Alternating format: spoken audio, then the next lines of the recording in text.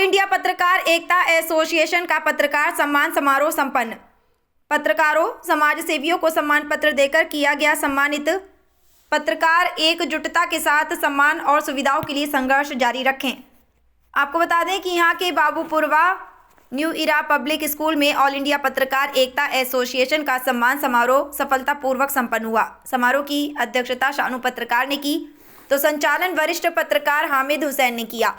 मुख्य अतिथि all India पत्रकार एकता एसोसिएशन के राष्ट्रीय अध्यक्ष दिलशाद अली, राष्ट्रीय वरिष्ठ उपाध्यक्ष अनवार अहमद नूर, उत्तराखंड के अंकित कुमार रहे।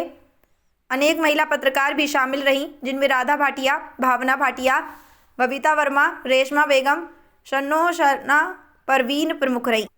सम्मेलन में पत्रकार विनय मिश्रा, वरिष्ठ पत्रकार सैयद फयाज, पत्रकार सलीम खान, दानिश पत्रकार वीरेंद्र शुक्ला, साबिर हुसैन, समजुहा, जर्रार हुसैन गोलू, पत्रकार मोहम्मद सदफ, पत्रकार मोहम्मद हैदर मोहम्मद, तंजीम गुलाम हुसैन प्रखर, अवस्थी मोहम्मद रजा, इक्तेदार हुसैन मोहम्मद अली आदि लोगों को भी सम्मानित किया गया। प्रोग्राम में नगर के गणमान्य नागरिकों, समाज सेवियों और वरिष्ठ पत्रकारों ने भाग लिया। सभी को ऑल इंडिया पत्रकार एकता एसोसिएशन की ओर से सम्मान पत्र प्रदान किए गए तथा फूल मालाओं से स्वागत किया गया। प्रोग्राम का आयोजन आमिर हुसैन ने किया। ऑल इंडिया पत्रकार एकता एसोसिएशन के कानपुर जिला पदाधिकारियों को नियुक्त किया गया।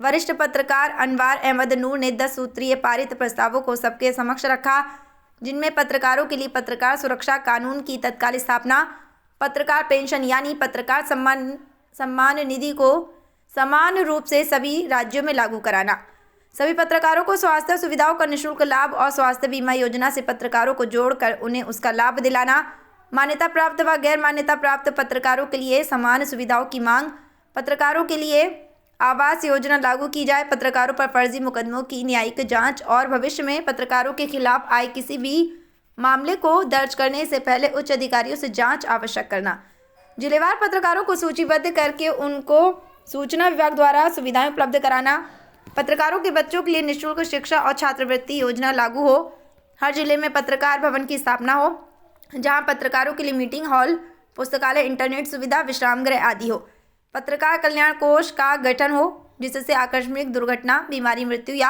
आपातकालीन परिस्थितियों में पत्रकारों को तत्काल सहायता दी जाए। यह कोष पारदर्शी और पत्रकार संगठनों की निगरानी में चले। पत्रकारों को निःशुल्क यात्रा और टोल टैक्स से छूट का लाभ मिले। इसके अलावा सरकारों ने मीडिया की जिन सुविधाओं को समाप्त किया है उन्हें तुरंत बहाल किया जाए आदि हैं।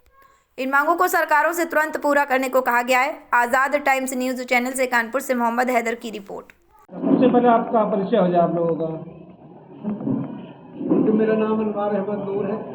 दिल्ली सरकार से मान्यता प्राप्त और 25-30 साल दिल्ली में रहते हुए पत्रकारिता कर रहा हूँ। सर, आज इस प्रोग्राम का मुख्य उद्देश्य क्या है? ऑल इंडिया पत्रकार एकता एसोसिएशन ने आज कानपुर में पत्रकारों की ये सभा की।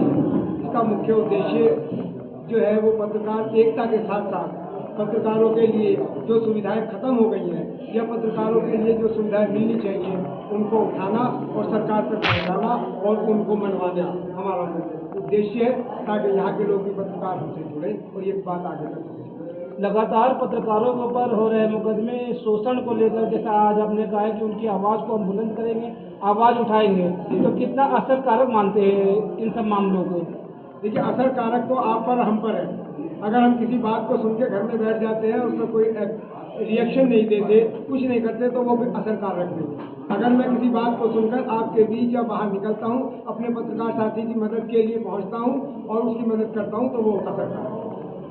एक बात आपने भी सही कही, पत्रकारों के ऊपर शोषण का अधिकतर लेनदारी का आरोप लगता है जी। जैसा आपने कहा कि अगर पत्रकार कहीं जाते हैं तो जाहिर सी बात है उनके भी अपने खर्चे होते हैं, उनको लेकर अनेकल आरोप लग जाते हैं। इस वक्त किस तरह से काम किया जा रहा है? नहीं, हम इस बात इसको जो है सामाजिक रूप से बिल्कुल मान्यता देने के मूड में है। क्यों कि जो लोग अगर नहीं भी लेते वो बदनाम है, जो लेते हैं तो वो भी है साहब कि कितना दे दिया, कितने, उसमें पारदर्शिता नहीं होती।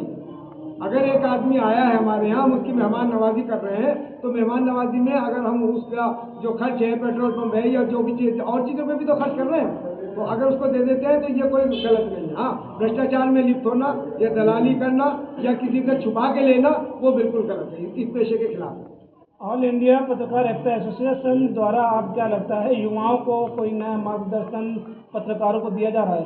देखिए, हमारी एक संस्था ऐसी है ऑल इंडिया पत्रकार एकता एसोसिएशन, जो नए पत्रकारों को, जो युवा पत्रकारों को, जो स्ट्रीट पत्रकारों को, या जो यूट्यूबर्स हैं जिनको कोई पत्रकार नहीं मानता, हम उनको पत्रकार मानते हुए सारी सहूलतों की मांग कर रहे हैं, अपने साथ लेके चल रहे हैं, अपने संगठन से जोड़ रहे हैं। और सरकार से भी ये हमारी मांग है कि उनको मान्यता प्राप्त का दर्जा दिया जाए और उनको जोड़ा जाए।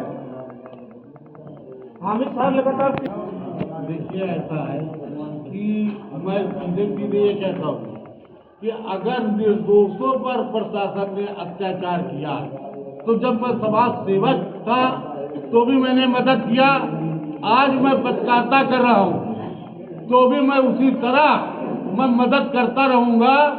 और अपनी जान की बिना परवाह किए हुए हम अपने पत्रकार साथियों के लिए हर विषय में आगे से आगे बढ़ चढ़ कर भाग।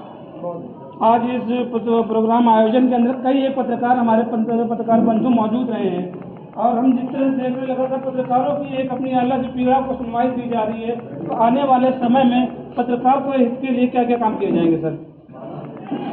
देखिए, पत्रकार के जो काम वाले हैं, जब हमने सरकार ये प्रस्ताव दिए हैं, जैसे उत्तराखंड सरकार है, दिल्ली सरकार है, गुजरात महाराष्ट्र सरकार है, तो वहाँ पत्रकारों को जो है मानदेय उन्हें मिलना शुरू हो गया है। और जो हमारे यूट्यूबर पत्रकार हैं उनको भी सम्मिलित कर लिया गया और उनको सरकार विज्ञापन दे रही है।